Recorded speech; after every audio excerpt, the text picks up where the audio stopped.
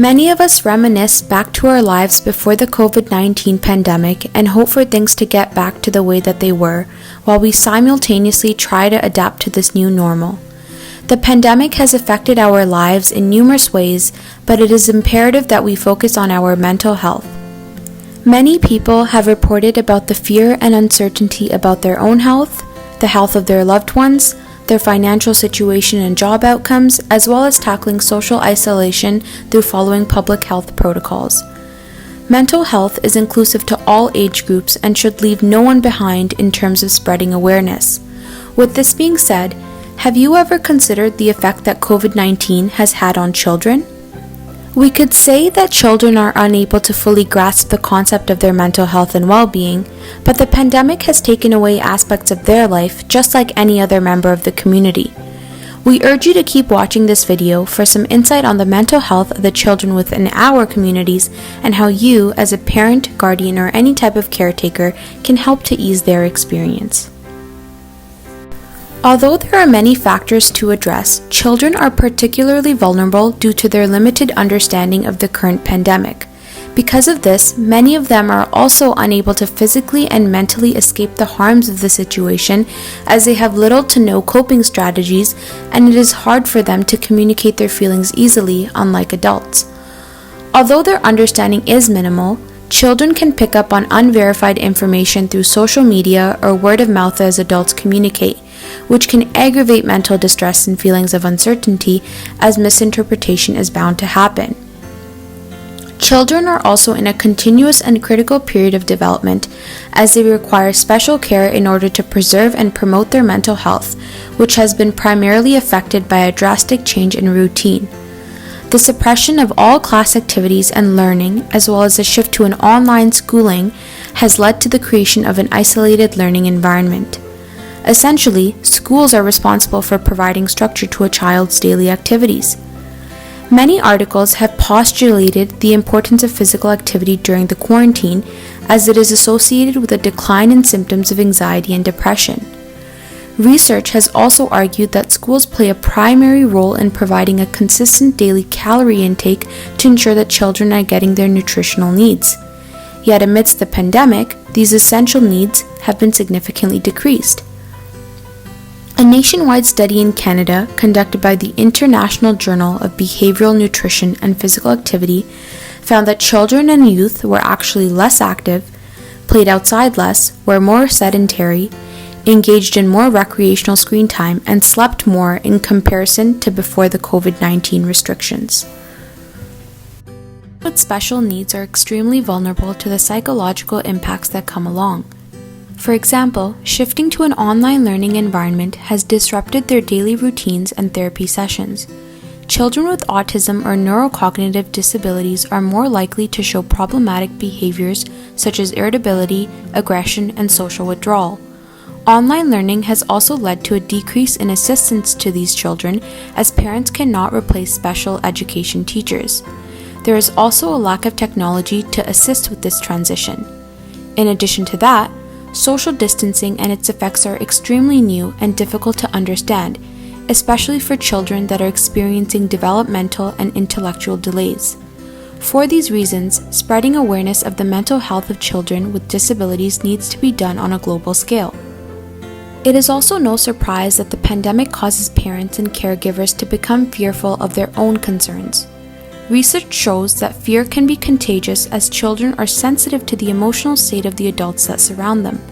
To make matters worse, parents are also unable to alleviate this stress through familiar mechanisms that were established prior to the pandemic, such as visiting family and friends, or going on excursions such as watching movies or dining out. The process of isolation also imposes more constant contact between parents and children. With this being said, not all homes are safe places for children to learn or play due to exposure to various types of abuse. During quarantine, abuse complaints can actually decrease in frequency, as there are limited ways for children to flee from perpetrators, as schools usually act as an avenue for children to report issues. Regardless, the frequency of children experiencing abuse at home may increase due to continuous contact with perpetrators in quarantine.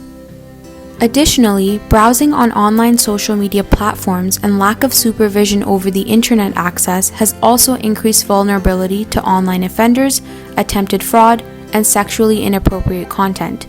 Due to these circumstances, issues such as deteriorating performance, aggression, and regression may escalate.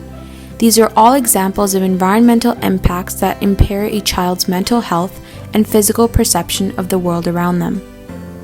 Despite any of the negative impacts, the internet has been a critical tool for children and youth in learning, entertainment, and even social interactions since the start of the COVID-19 pandemic. In particular, research has shown that video games offer a temporary escape from real life, but they also provide a fair amount of social engagement. One of the greatest digital game distributors, known as Steam, reports that since the pandemic started, the number of users has increased significantly. This report indicates that weekly users has increased from 19 million to 23.5 million. Although it is generally believed that video games have a negative impact on the mental health and well-being of children, recent high-quality research by the Journal of Clinical Psychological Science shows the effects of video games on mental health and well-being is very small. Video games can help children and youth to fill in the empty gaps by interacting with their friends through online gaming. Additionally, during the pandemic, many children do not have enough physical activity, so it is recommended to mix physical activities with video games. There are active video games that kids can use which can be very helpful while the outdoor movements are restricted. For example, Christopher Alexander, a professor of video games at Ryerson University in Toronto, says, "Video games can be positive activity during the time of self-distancing if we can take the time to discover the types of games that are best for you." So, what can you do to help your child during this pandemic? There are several avenues of support that can be offered for children to ensure that their mental health is being addressed. In this video, we will cover the card system provided by the Hospital for SickKids for parents and caregivers. This system provides strategies that parents can play to help their children cope with stressful situations. CARD is an acronym that stands for Comfort, Ask, Relax, and Distract. The comfort aspect involves talking to your child about what they can do to cope with their anxiety. Try to empower your child to overcome their negative thoughts by saying things like, "You are stronger than you feel." Also, be sure to validate your child's concern by saying things like, "It's okay to be upset." Some other things that can be done specifically during the pandemic include limiting exposure to the media and news, being mindful of the conversations that you have around family members, and creating daily routines that give your child predictability and control. Next, by asking questions, your child is given an opportunity to open up. Some questions you can ask your child include, "What questions do you have?" Or "How are you feeling?" Or "What are your friends saying about this?" And lastly, "What fun things can you do today?" Thirdly, by relax, this means to do things that you and your child enjoy to help them feel more secure and connected. This can be done by listening to a mindfulness or relaxation activity together, practicing positive self-talk, or engaging in an enjoyable physical activity. Lastly, a great thing to do is distract. Try to talk about things that are important to your child, such as sports or dancing or art. Some great activities include reading books, watching movies, playing board games, working on puzzles, or even helping your child with their homework. Using CARD, you can make a personalized system for your child to make their routines during the pandemic a little less difficult, and hopefully this benefits your mental health in return, because mental health, as we said earlier, is inclusive to all. Take care of yourself, and don't forget to subscribe and share this video with anyone else that may need some advice during this time of need.